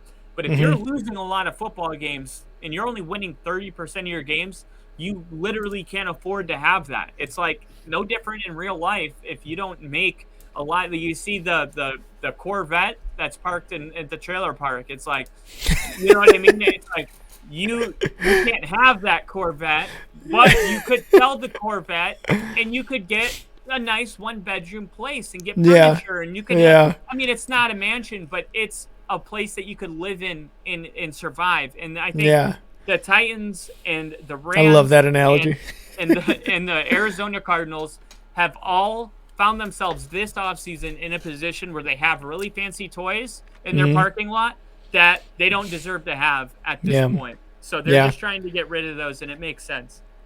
And now with Jalen Ramsey, right? Like he's in that Rams team that is definitely trying to shed as much salary as possible. Now he is still 28 years old. He had 4 interceptions this past season, tied a career high. He sent some cryptic messages out. Like he's he's kind of checked out too. So what do you think? Where do you think he ends up? Does Ramsey end up like on a competing team? Does he end up like on I don't know, like a Carolina Panthers type of team where they're not really there, but they're kind of getting there? He's 28 years old for cornerback, still not bad. Yeah, no, not at all. Especially arguably the best in the league. I thought, man, how crazy would it be if we had Jalen Ramsey and Patrick Surtain? Hey, Denver Broncos. Hey, that's not a bad combo. That's why I was cheesing so hard because even though I made a short on this topic, it never occurred to me that how fucking crazy it would be to have Jalen Ramsey and Patrick Surtain. So I think that whether it's Denver or it's the Jets or it's Green Bay, I think it has to be a team that's competing. Because if you remember when Jalen Ramsey left Jacksonville, it was because he wanted to win. And he said that from the coaching staff down, these are not winners, and I'm a winner. All I did at Florida State was win, and I come here and we don't win. I want to go win. Then he went somewhere else and he won, and then he won the Super Bowl. And I just feel like for Jalen Ramsey, he's not going to go play for Carolina. He's not going to go play. I mean, unless you're a team that has a lot of upside, maybe Chicago because he likes Justin Fields. Yeah. A new buzz, right? A new team that has a lot of buzz, like maybe even back to Jacksonville makes a lot of sense, to be honest. A little homecoming, A little homecoming back to Florida. He went to Florida State. Jacksonville is only 3.5 hours from Tallahassee. Like a lot of that makes sense. But I mean, there's going to be a lot of people on the phone for this, but it just depends what they want. I mean, do they just want, because whoever, this is like contract detail, whoever does get the trade with Jalen Ramsey, they are on the hook for 1 year of his contract. It's already paid for. Yeah. For the Rams. So they're on the hook for that year. And then after going into 2024, that team would have to, sign him to a very hefty deal. So it's just going to depend on what teams are going to have the salary cap available in 2024 to make that commitment to him. Because if it's a 1 year stint, I don't think Ramsey's interested. And it's interesting that you said the Jaguars because that defense is good. And you add Jalen Ramsey and you're getting to that great defense category, right? Like depending on what the offseason moves are with the defense for the Jaguars. But it would be interesting to see him in Denver. It would be interesting to see him even in like, I don't know, like you said, an up-and-coming team like the Saints. They have a solid defense like we talked about earlier. The Bears, maybe, I don't know. I feel like we do need someone like that as far as like more veteran leadership on the defense. I don't know if I'd like Ramsey on the Bears. I'll be honest. Like, I don't know. I don't know. But it's going to be very interesting. I don't like Denver, I don't like his demeanor. Yeah, like, there's something about him. Is such a humble, quiet guy, and sometimes he doesn't get the recognition. But he finally got past that this year. Remember in the offseason, I was like, he was snubbed from the top 100, and I was like, he's going to make the biggest jump of any player on that list this year. Well, it hasn't come out yet. But I bet you when that top 100 comes out, he'll be in the 30 range. Oh, okay. All right. I like that. I could buy that. He's really freaking good. And then Jalen Ramsey's so loud and arrogant, and it just depends. Like, if that doesn't fit our team, like we have Russell Wilson, but maybe that's what we need. You know maybe that is what you need. You had Richard Sherman. Russ Wilson had Richard Sherman on the Seahawks. Exactly. Yeah, and they still won a Super Bowl. Like maybe that is what you need. Maybe you need that guy in the defense who is going to be like, let's be fucking better. Brings the attitude. Yeah. Yeah, because Justin Simmons is super quiet. I mean, these are really great players, but they're very quiet. You know what I mean? Like, they're not like showboater. I mean, when they get the pick, they go at the touchdown, they run down and celebrate together. But for the most part, we don't have a Jalen Ramsey. We don't have a Richard Sherman. We don't have a Ray Lewis. Brian Dawkins. And maybe that's what freaking some fire is what we need on this. That's what I'm saying. So we'll see what happens with Jalen Ramsey. It would be interesting to see where he ends up, whether it's on a competing team or maybe like an up-and-coming team. But let's move over to DeAndre Hopkins. Bill's asking, isn't he a cap casualty? I think so, but he's on the trading block. To be honest, I'm not entirely sure why. He missed 7 games last year, but he still had 717 yards, 3 touchdowns in 9 games after 64 receptions. So I'm not entirely sure why he is on the trading block, but Bill could be making a great point. Cap casualty. Maybe they are trying to shed some cap. Obviously, they gave the quarterback guy, why can't I think of his name? It's so bad. I'm so bad at this. They give him the extension, all that money. They're kind of building as well. Kyler Murray, that's who it is. Kyler Murray. Yeah. Kyler Murray. I was like, it's a K. Why can't I think of a K? Kyle? Remember, you can't remember something? Something happens to me. I don't know what it is. Thank you, Bill. Kyler Murray. But yeah, I don't know why he's necessarily on the trading block. But I can't see, maybe it's because I can't see the Cardinals in the playoffs next year either. Kyle, do you like, what do you think about D-Hop being on the trading block? Is this going to be something where we don't see him on the Cardinals next year? Yeah, we're not going to see him on the Cardinals. He costs he costs a lot of money, and the Cardinals are actually in rebuild. There's no reloading going on over there. They lost their coordinators. They got a whole new staff in. The only thing they have is Kyler Murray, which did you see the first time the head coach actually met Kyler Murray in the facility? Who was it? Who's their head coach now? The offensive guy from the Eagles, right? Yeah, he came in and he was like, you ready? And then Kyler Murray was just like, and they like kind of dabbed up, but Kyler Murray looks like chunky, man. Like, he didn't look like he's in football shape, but he is in the weight room. So I'm going to reserve all of that. So True. I think they're in a rebuild, and having DeAndre Hopkins is not the move right now. The move is to trade DeAndre Hopkins trade him. If Aaron Rodgers stays, trade him to Green Bay. Ooh, that would be nice. That would be nice. And Steve said it. Cardinals are going to be scary bad next season. I 100% agree. I don't think they're going to be great. It's a bad situation, and the only thing you can do is get rid of just be thankful you have a DeAndre Hopkins that it's like when you're broke, but then you have like some assets, and you're like, well, at least I always have the car. At least I got that. Yeah, DeAndre Hopkins is your car, and he really is. Yeah, and that's gonna have to go to a new home for sure. And Bill did the homework for us. Hopkins will carry a cap hit of $30.75 million next year in 2023 and $26.215 million in 2024. So yeah, this is definitely a cap casualty that they're trying to get rid of because they're going to need that money badly if they want to, surround Kyler with some weapons and revamp that defense. But we'll see where he ends up. Like Kyle said, would he end up in Green Bay if Aaron Rodgers does come back to Green Bay and does that deal that he did with the Packers last offseason? That'd be interesting. That wouldn't be bad because if Aaron Rodgers lost Devontae Adams, you've got the other guy who just came up and is looking good, Watson, for the Packers. You bring in a DeAndre Hopkins, you bring in that veteran presence, and Aaron Rodgers can't complain anymore that they're not giving him any sort of weapons there in Green Bay, which why not? Why not give him DeAndre Hopkins?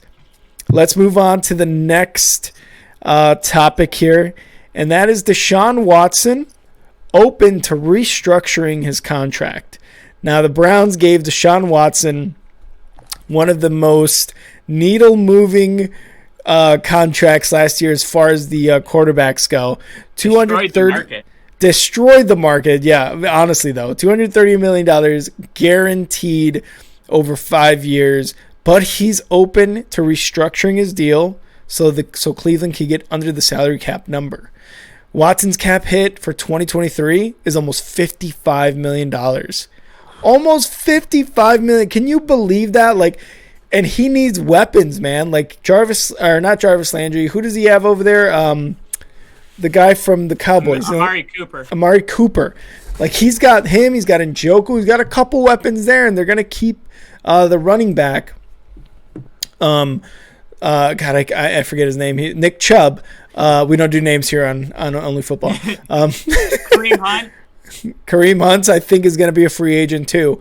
So he's up to restructure it. What do you think of that? Do you think it's a good move for, I don't know, both parties to do it? Because he's going to get the money regardless. But you think the Browns are going to end up doing this? Well, just from being a guy that is in a situation where I wish my quarterback would restructure, I'll just say that yes, I think this is a good move. Yeah, because look, all of the off-field shit that happened, right? All of the terrible things, and then somehow a team just looked past it all and signed him and then gave him a bonus. It's like it was actually kind of weird. And then you look at how he's performing, right? Mm-hmm. So just the sole fact of costing $55 million, I know this. Mm-hmm. I am a Broncos fan. People will not like you because if you're not winning all of your games, why are we paying him $55 million, right? So, look, you have all that off-field stuff. The second worst thing you could do now is be the most expensive guy that is losing. Mm-hmm. Especially at the quarterback position. So I do feel like in order for, if the goal for Watson is to try to, savage his name, at least maybe not he'll ever get to do that with the NFL brand as a whole, but just with the Cleveland fans, right? Mm-hmm. If he wants them to at least, he has one place he can call home that people, only 80% of the people hate him instead of 100. Then I think that this is what he has to do is restructure this contract, and then they'll be like, oh, he's a team guy, Yes, exactly. and then all of a sudden it's like, it's just people start being a little more lenient on that stuff when I don't know, some people might not, but I would imagine that it would make life a lot easier for Deshaun Watson if he would restructure his contract. Especially after all that happened, over the last couple seasons. So I think it's a good move again. PR wise, yes, absolutely. And then for the Cleveland Browns too, obviously this would be a very good decision to make because you want to either pay guys or bring in guys to be competitive in that AFC North, because you still have to deal with the Ravens, and depending on the whole Lamar Jackson thing, what happens there, you have to be competitive. You can take advantage of that. Is Kenny Pickett the guy in Pittsburgh? He showed he showed that he was pretty damn good last year as a rookie. So is he that guy? Will he take that second year jump? We'll see. And then the Bengals, you can't fuck with the Bengals, but you can at least try to take advantage of the Ravens and Pittsburgh situation where you might not beat Joe Burrow and the Bengals twice a year, even though I think they have a pretty good record against them. But you can try to get second in the wild card, something like that, right? So I think they have to take advantage of anything they can. Yeah, and also with the last segment about Ramsey, I think it's possible that they're going to sit down with Joe Burrow and there's going to be a day that it's just going to feel like a regular Tuesday, and we're going to see Joe Burrow signed a $300 million deal, right? And I do think when those conversations happen this offseason, that it'll be possible that they will say, hey, if we can give you, fully guaranteed this year and move a lot of that now down where we don't have to come out of pocket till 2 years from now, we can bring in like Jalen Ramsey. Are you comfortable with that? And I do think that they just need one more piece on defense. So definitely look out for his contract to leave some room open for a Jalen Ramsey. And that would take the Bengals way over the top. I mean, I think that'd be insane to win the Super Bowl. Yeah, that would be insane for the Bengals to do that. All right, let's move on to our last segment here, and it's just some quick NFL Combine notes. Some things have happened. Kyle has made a couple of very good shorts, but let's talk a little bit about what happened over the Combine. Probably one of the biggest things, well, maybe two of the biggest things. One, Anthony Richards. What he did at the Combine was pretty special. This guy's 6'4", 244 pounds. He set the record for quarterbacks with a vertical jump, 40.5 inches, and a broad jump of 10 feet, 9 inches. Then he did an official clocking of 4.43 seconds on the 40-yard dash. It was impressive what he did, and this is only after one full season in Florida, where he had about 2,500 yards, 17 touchdowns, 654 rushing yards, and 9 rushing scores. What did you think of Anthony Richardson's Combine, Kyle? I thought it was everything and more that you could ask for. I mean, I loved the. Did you see the breakdown of the? I'm trying to see, where did I put it? It was the breakdown of everything in every category: the broad jump, the vertical jump, so. Did you see he's taller than George Kittle? He's heavier than Hassan Reddick. His hands are bigger than DeAndre Hopkins. His vertical is higher than Devontae Adams. His broad jump is longer than Odell Beckham Jr. So I see these types of comparisons almost every year where a defensive lineman's like, for 380 pounds, but he's faster than, let's say, Bobby Wagner or something. Yeah. Right?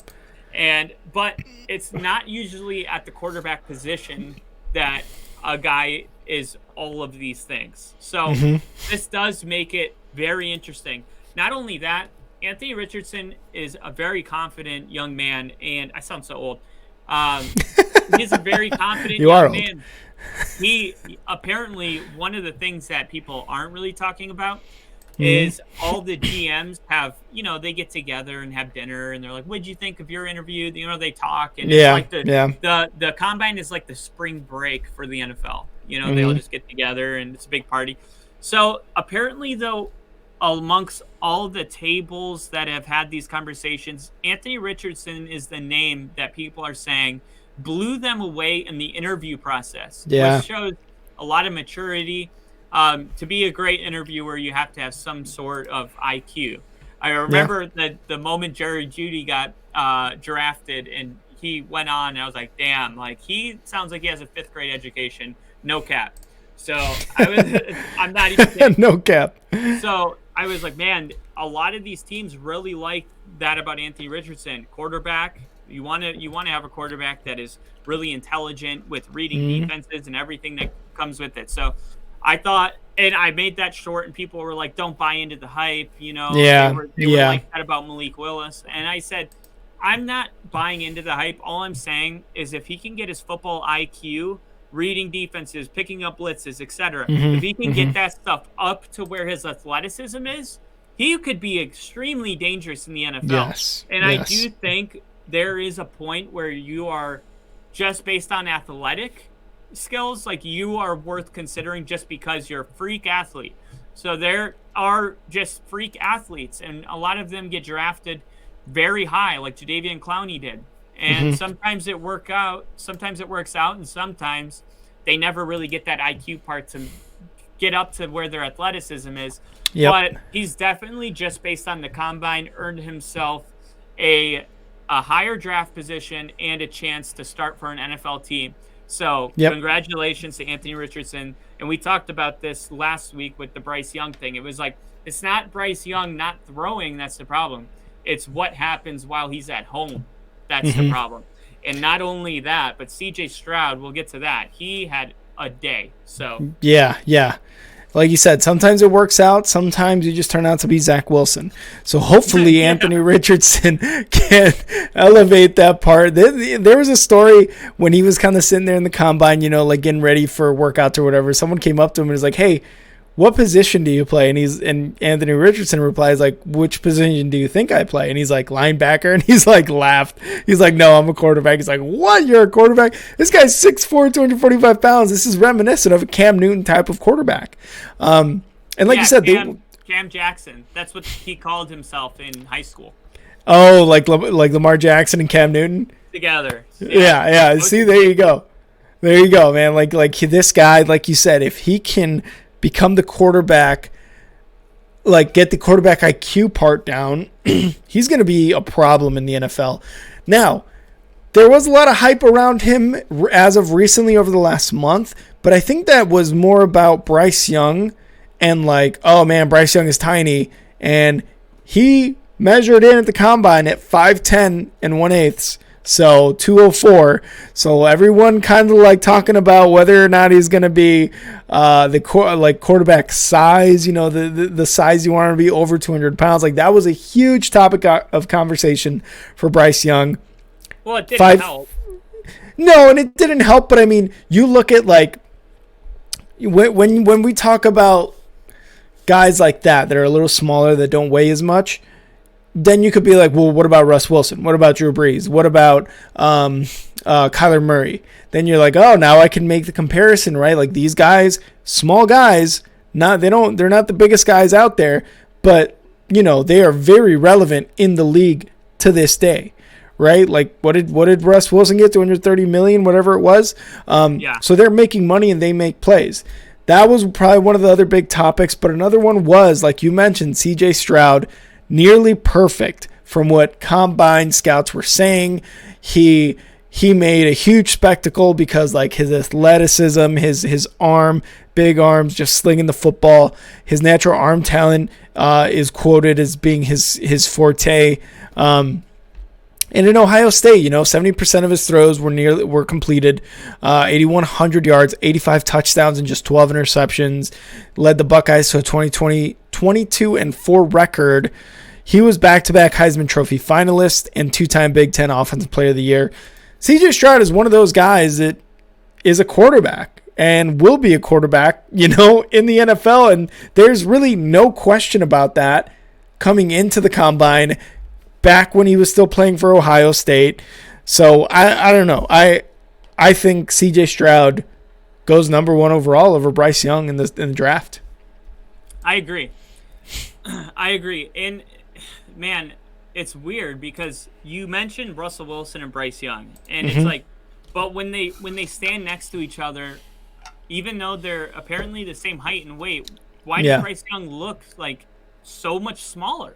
It doesn't make sense to me. He's like 200 pounds, yeah. Yeah, he's 206 pounds, Russell Wilson. Yeah. And how much did he weigh in at? 204? 204. Well, they look way different and apparently the same freaking height. Is Russell Wilson 206? I think Russell Wilson's getting a little thick like there. 220. Yeah, I thought he's a little thick with 2 Qs, but I gotta. when he's 206. You're right. Yeah, so I think the Bryce Young thing, I don't know if it's so much a height weight thing, but it's an eyeball thing. Like there were people that were at the combine saying like when Bryce Young was walking next to like defensive players, they said he looked like their little brother.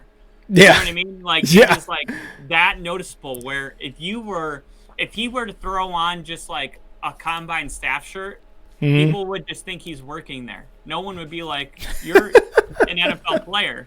If CJ Stroud or Anthony Richardson did that, they'd be like, what are you doing? What are you doing? Get that off. Stop fucking around. Go change out. You're running. Yeah. But CJ Stroud, man, if you watched him throw the ball, he was such a pure thrower of the football. His footwork was impeccable. He threw the ball. He threw outs. He threw short routes. He threw posts. He threw corners. He threw the touchdown corner one that requires loft and touch, so it comes down. He threw those balls perfectly, and then he wrapped it up with throwing like 4 60-yard passes that landed in the breadbasket like every time. So I thought, they said you couldn't have scripted a better day for CJ Stroud. That's how good he did. Yeah. So I just think if you like, there's upside with Bryce Young, but there's upside with CJ Stroud. So really, if I'm an owner, I'm just gonna ask myself, who is the biggest risk? It's Bryce Young. It's Bryce Young. So because of that, I would get to draft CJ Stroud. And on top of that, this is gonna sound weird, and I've been thinking about this. I haven't heard this anywhere, but I do think Justin Fields' success in Chicago is elevating the credibility of Ohio State quarterbacks. Because it's always been an Ohio State quarterback can't measure up to the NFL. And then you have the success Justin Fields had last year. I do think that's going to affect CJ Stroud in the way he's looked at from around the league. If I had the first overall pick and I was the Texans and not the Bears, I would take CJ Stroud over Bryce Young. And it'll be interesting to see if Bryce Young goes – do you think he has to go too, just because the hype has been so high on him? Yeah, and that's kind of why, like, I think CJ Stroud throwing and proving and just doing what he did at the combine is going to get him up there to number 1. We'll see what Bryce Young does at his pro day, his own personal pro day. But I think Bryce Young is definitely going to go 2. If not 1. I still think CJ Stroud is going to go 1 to the Texans after the Bears, trade back multiple times and whatnot. But I think the Texans are going to go with the size CJ Stroud has, the great pro day that he had, because why not? Like you said, who runs the bigger risk for you, Stroud or Bryce Young? At this point, it's Young. Again, we have yet to see his pro day, and when we do, we'll probably be, GMs and analysts and everybody, people like us, will be able to make our judgments on that. But right now, I think you go CJ Stroud. And Anthony Richardson, like we said, impressed. I didn't really hear too much about Will Levis, but I'm sure he did perfectly fine. But CJ Stroud right now and Anthony Richardson are like the guys to go. And just last week on Only Football, you said Bryce Young you would take number 1. Did I? Yeah, because that's what sparked our whole debate. So, well, if you didn't, then I might have to go see somebody, because we'll double check. Anybody who listens has to double check us right now. Okay, so if I'm not even gonna go there if you didn't say it, but if you did say it, I was gonna say that just shows you though how important it is to throw, because even if Bryce Young goes, I said I think it's smart for Bryce Young to do his own pro day and not throw at the combine. That's what we said. I think that's what we were talking about. I think I asked you straight up, who are you taking number one, and you said Bryce. Oh, okay. I can't remember that. Yeah. Yeah. We're old, it's like I watch old episodes sometimes just to like see something new. I'm like, I've never seen this before. So that was my whole point, was like, if Bryce Young goes to his pro day, and like you said, we get to be GMs and analyze that, and let's say he does a really great job. Let's say he does just as good as CJ Stroud. Who are you more impressed by? The guy that played with people he didn't ever know and had to adjust in real time to their speed and their height and things like that? Or Bryce Young, who was throwing to, his homies that he's been thrown to for the last 3 years? I mean, I just still think CJ Stroud, because of, the circumstances, is going to get more credibility for his performance. Yeah, and I would probably lean again towards Stroud because, again, right, like Bryce Young probably had to go through leaps and bounds to get to 204, right? Because this guy's lanky, right? Like, this guy had to probably be eating 10,000 calories a day. Yeah, peanut butter, meat, just everything, right? So I would give it to CJ Stroud just because, like, he had an impressive pro day at the combine, and he's got the size. He's got the size, what you would expect a quarterback to do. And I think that's a huge debate. And while I don't think it's the height and the weight is necessarily what makes a good quarterback, because we've seen plenty of quarterbacks just fail.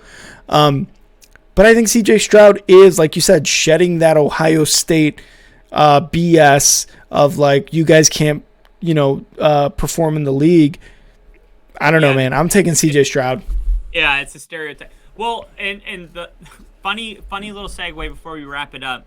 I just went to this about Bryce Young gaining weight. I just went to like a nutrition store, and I told them, I was like, man, I've always been like a really lean person. It's hard for me to gain weight. Yeah. And I was like, lately, I just see these rolls like in my stomach, and I'm like, I sit down and I'm like, who is that looking back at me? You know what I mean? And I'm like, what is going on? Feel that? Like, I'm going to the gym. I'm swimming. And she goes, show me your protein. And I showed it to her, and she goes, yeah, you've been drinking a mass gainer every day, and because of my bad leg injury, I can't run. And she's like, oh yeah, you need to burn like 4,000 calories a day if you're gonna take that. And I cut that out like 2 weeks ago and just started slimming right back down. And I was like, oh my god, you're like, what the fuck? You're like that scene in Mean Girls. Remember when she's like eating the protein bars or whatever, and she thinks they're diet bars? Like, it's so funny. That's such a great comparison. Yeah. I was like, why am I getting fat? This is supposed to be protein. All right, and then the last little note here on the combine, we had edge rushers showing out. Nolan Smith, Will Anderson Jr., and Adetomiwa Adebowale all had great showings. I tried. Hopefully I got it wrong. Hopefully I didn't butcher that. Adebowale, though, is from Northwestern, so, kind of, local kid for me growing up in Chicago, so that's pretty cool. Will Anderson Jr. hopefully is someone that the Bears will get in the draft, but Anderson, he had the 40. He finished with a 4.6 40, 253 pounds. Not a bad 40. Adebowale had the best 40 at a 4.49, and then Smith had a 4.44. I think that was unofficial 40, so I think still Adebowale had the best 40, because I think that one by Nolan Smith was a 4.44, was unofficial. But either way, these defensive ends, or these edge rushers, man, they're looking faster, they're looking bigger. Like, I don't know what's been happening over the years, but I hope the Bears get Will Anderson Jr., because these guys are monsters. Yeah, no, you're right, and that's the cool thing about having the number one pick, is there's always just one defensive guy that's just a total beast. That like the Jadeveon Clowney, the Myles Garrett, the Nick Bosa. There's always one just a total just guy that's different than the rest of everybody. And it looks like you're going to be the team that gets him, even if you move down. So that's pretty cool. Honestly, yeah. I would be happy. I would go buy a jersey. It's so funny because like I've thought about it because when we got Justin Fields, I'm like, I'm getting a Justin Fields jersey off the bat, and I was like, no, wait, because this always happens. My wife got me a Khalil Mack jersey. What happens the next year? He's gone off the team. I was like, motherfucker. But you know, it always happens, and I'm like, let me give it a couple years for Justin Fields to really establish himself as a quarterback. So I'm gonna wait on Will Anderson Jr. But I think if all goes well, the trading back goes well. If we can get Will Anderson Jr., that guy's gonna be a menace on the Bears, and I cannot wait. Yeah, he's gonna stuff the run. How were you guys on run defense last year? We were not good. We were not good on defense at all. Perfect. Exactly. All right. Well, that is the show. Thank you guys for sticking with us. Almost 2 hours here on Only Football with me and Kyle. Big shout out to Bill, Steve, Jinja. We had Eric, newcomer, Kalongo, 27, newcomer, and Liam at the very beginning. Thank you guys for not only, you know, checking us out here on the stream, commenting, but supporting us. Again, we have our little support box, our little QR code, and the link is in the comments somewhere. But thank you guys for supporting us on our journey to Super Bowl in Vegas. 58. 58. The Bills are going. Von Miller, 58. Oh shit! Kyle's gonna see Von Miller one more time. Oh my god. Other than that, you can follow us on Instagram at Star6Media, not only Instagram, but YouTube, TikTok, Twitch, and Facebook, and at _Star6Media on Twitter. Kyle, where can they find you on Twitter? You can find me at FTBLONLYPODCAST, Football Only Podcast, and lately I've been uploading all of the YouTube shorts that are created onto the Facebook or onto the Twitter. And hopefully bringing in a different, what do you call that? A different followers. A different. There's a word. Vibe. Nope. It's like a. Fuck it. I'm done. You can follow me on Twitter at @andnowrick. See me tweet about the Bears, everything Chicago, and football news related. Like I said, you know, you can follow us on all those on all of our socials, and Star6 Media has a bunch of other shows you can go check out: EAFP, JCA Sports, 3 Up 3 Down, the Main Event, and Slot Shot, as well as Only Football. So go check out all those other shows, and again, you know, hit the little QR code in the top left of your screen to support Kyle and I's trip to Las Vegas for the Super Bowl next year to get you guys a bunch of great content. Kyle, hit us with the chives. What are the chives? The chives are, I hope you guys enjoyed this because we just flipped it, right? So Monday turned into Thursday, and Thursday turned into Monday. Oh, that's right. I forgot to mention that, yeah. And boy, was that clutch for today. You know what I mean? It's been hard to be like, who got 2 blocked field goals in 1998 when all this shit went down? Be like, oh. I know, yeah, for real. This was like the best day to do this. Yeah, so the chives are going to be to check out any news that happens between now and trivia. Will be posted on Only Football with Kyle, which is not a live stream, but it's something that's recorded and posted, and that's kind of covering the news that'll happen tomorrow and the next day. And then Thursday, check out our trivia. If you're new to this channel, trivia is a freaking blast. You actually learn more about football, and at the same time, you get to be competitive, and it's fun for everybody involved. And you get to win something. Rick had really cool 1994 Sports Illustrated magazines, and I just like the way they sound. ASMR, is that what it is? I like it. Anyway, sorry, we'll do that later. Definitely join us Thursday for trivia. Yeah, it's going to be a fun time. We always have to do Q&A at the end of it. So, you know, any questions on the news that happens between then and here today and then, you can definitely ask us, and we will give you our unfiltered opinion. Demographic. New demographic. Yeah, demographics. But all right, Kyle, always a pleasure. I will see you for trivia on Thursday, dude. All right, y'all. See ya.